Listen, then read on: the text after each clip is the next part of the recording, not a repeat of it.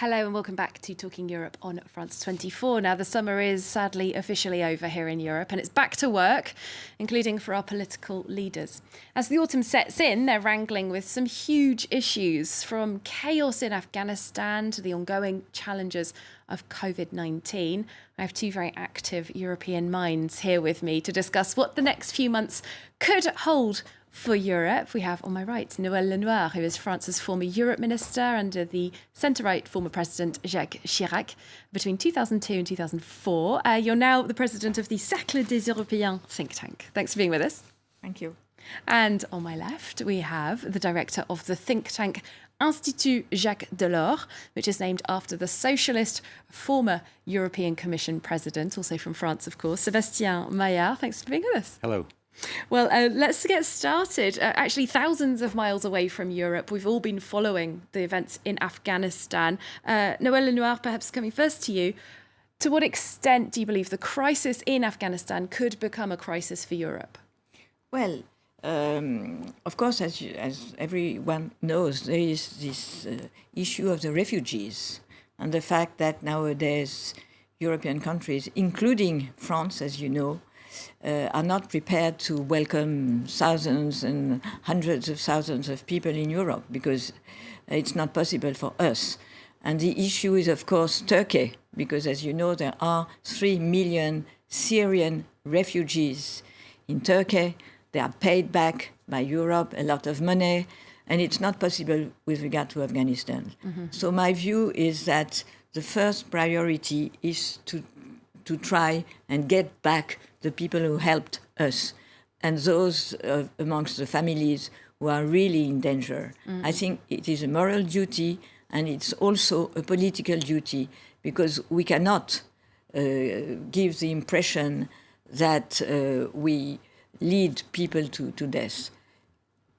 Second point, but I think we'll talk about that. It's a wake-up call, because Europe is a dwarf with regard to security and with regard to defense. Yeah, the crisis, of course, is very harsh for Afghanistan, and the EU must come up to its own standards when it comes to asylum, which is, as Noël Lenoir rightly said, a moral duty for us. And we shouldn't rely too much on third countries because right now we hope Iran or Pakistan will welcome as much as possible refugees. But then we saw it with Turkey or with Libya or even with Morocco that the migration can become a leverage for those countries with EU. It's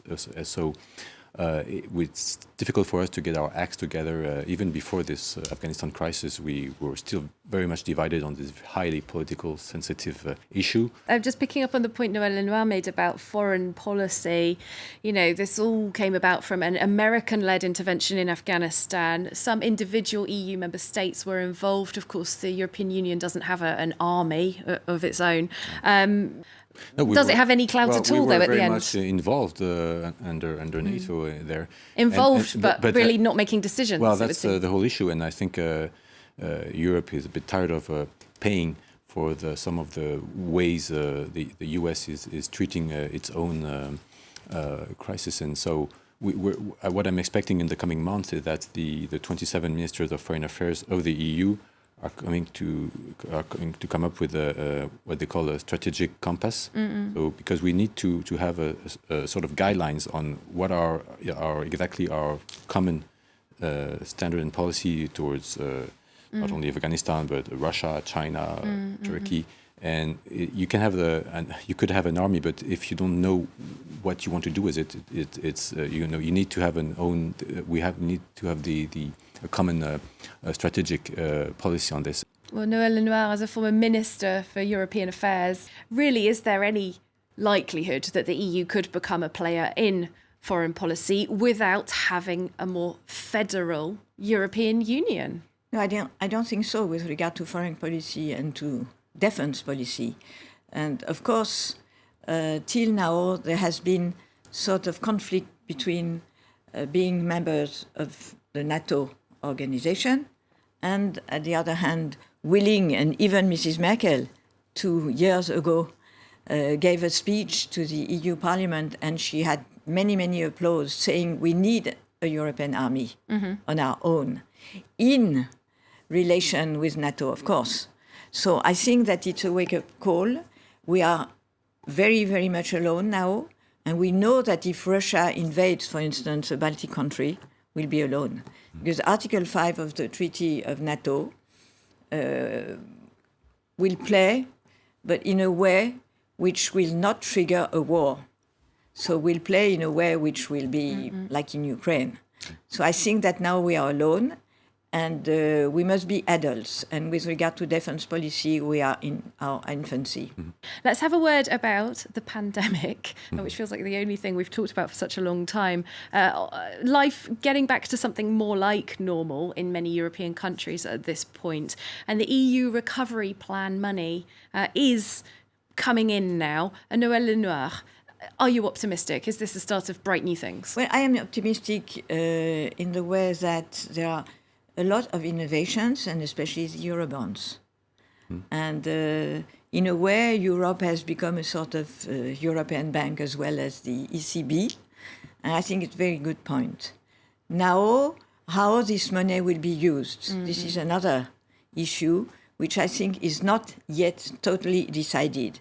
I'm a bit reluctant with regard to the so-called taxonomy, that is to say the regulation dated back to 2020, which states that financial services should only fund low-carbon activities. And in addition, and I'm very, very upset with the Commission in that respect, as of, till now, nuclear energy has been excluded, which is a marvelous asset for France and Many French also, people would agree with you, I'm sure. and for Spain as well, because they have some. So I think that it is a fault, and I hope that there will be a better conciliation between the Green Pact and the recovery plan. I'm not sure of that, and I think that the French presidency should deal with it as a priority.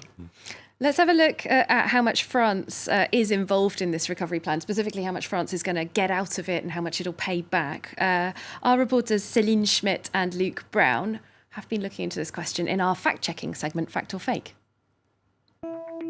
Does France have to pay back 67 billion euros for the EU COVID recovery fund, even though it's only receiving 40 billion euros? That's the claim from former socialist presidential hopeful Arnaud Montebourg in a newspaper column published last year that went viral. But what's the reality?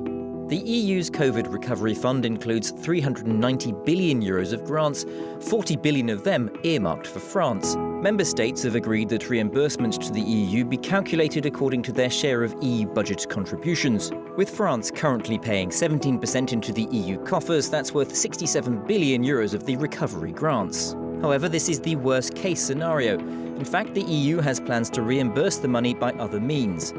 The idea is to generate new income streams, with 3 planned by the year 2023.